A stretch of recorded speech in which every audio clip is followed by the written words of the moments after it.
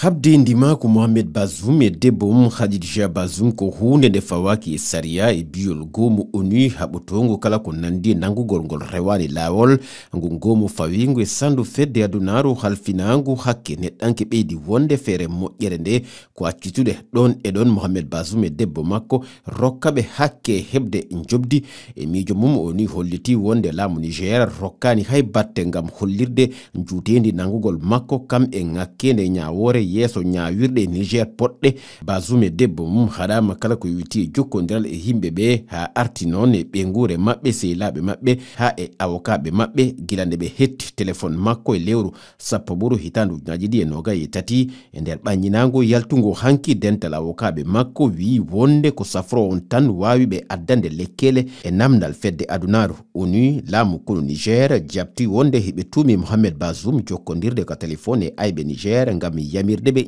jangu e ballal laamuji leɗe janane golle nanduɗe e peeje e janguji lulliɗi kisal dowla.